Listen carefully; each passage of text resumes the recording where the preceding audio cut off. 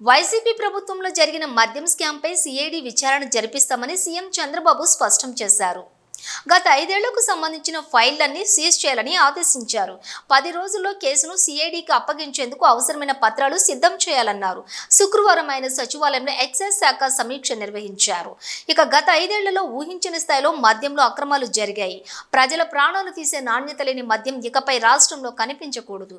నాణ్యత విషయంలో రాజీ పడొద్దు. ప్రజల ఆరోగ్యాన్ని కాపాడాల్సిన బాధ్యత అందరిపైన ఉందని, మద్యపానాన్ని పూర్తిగా మాన్పించడం సాధ్యం కాదు. కనీసం నాణ్యత గల మద్యం విక్రయించడం ద్వారా అనారోగ్య సమస్యలను కొంతమేర తగ్గించవచ్చు అని చంద్రబాబు పేర్కొన్నారు. గత ప్రభుత్వం అడ్డగోలుగా మద్యం ధరలు పెంచి ప్రజలను దోచుకుందని చంద్రబాబు మండిపడ్డారు.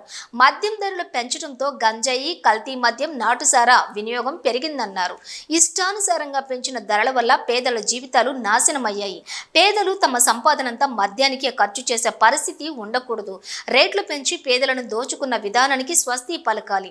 ఇతర రాష్ట్రాల్లోని అనుసరిస్తున్న మద్యం పాలసీలపై అధ్యయనం చేయండి అని ఆదేశించారు. కొత్త మద్యం పాలసీకి సంబంధించిన ప్రతిపాదనలపై కేబినెట్లో చర్చించి నిర్ణయం తీసుకుంటామన్నారు. కొత్త పాలసీని ఆదాయ కోణంలో కాకుండా అక్రమాలకు అవకాశం లేని విధంగా రూపొందించాలన్నారు. అక్టోబర్ నుంచి కొత్త మద్యం పాలసీని అమల్లోకి తేవాలని ప్రభుత్వం భావిస్తోంది. అధికారులు తొలుత రాజస్థాన్, ఉత్తరప్రదేశ్, కర్ణాటక, తెలంగాణ, కేరళ, తమిళనాడు రాష్ట్రాల్లోని మద్యం పాలసీలను పరిశీలించి ప్రభుత్వానికి నివేదిక సమర్పించనున్నారు.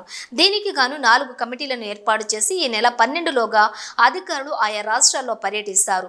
ఆ తర్వాత ఒక కన్సల్టెన్సీ ద్వారా మరింత అధ్యయనం చేయించి తుది ప్రతిపాదనలు ప్రభుత్వం ముందుంచుతారు. ఈ నెలాఖరుకు ఈ కసరత్తు పూర్తి చేసి వచ్చే నెలలో కొత్త పాలసీని ప్రకటిస్తారు. సెప్టెంబర్లో నూతన పాలసీ రూపకల్పన, లైసెన్సుల జారీ ప్రక్రియను పూర్తి చేసి అక్టోబర్లో కొత్త పాలసీని అమల్లోకి తెచ్చేందుకు ప్రయత్నిస్తున్నారు. అలాగే నెల రోజుల్లో మద్యం షాపుల్లో డిజిటల్ లావాదేవీల విధానం ప్రవేశపెట్టనున్నారు. ఎక్సైజ్ శాఖ పునర్నిర్మాణం పైన ప్రతిపాదనలు సిద్ధం చేస్తున్నారు. పలు అంశాల్లో కమిటీలు, ఎక్సైజ్లోని పలు అంశాలపై ప్రభుత్వం ఆ శాఖ అధికారులతో కమిటీలు ఏర్పాటు చేసింది. మద్యంలో ఎంఎన్సి కంపెనీలు, పాపులర్ బ్రాండ్లను తిరిగి రాష్ట్రానికి తీసుకువచ్చే అంశంపై అదనపు కమిషనర్ ఎం దేవకుమార్ నేతృత్వంలో ఒక కమిటీని నియమించారు.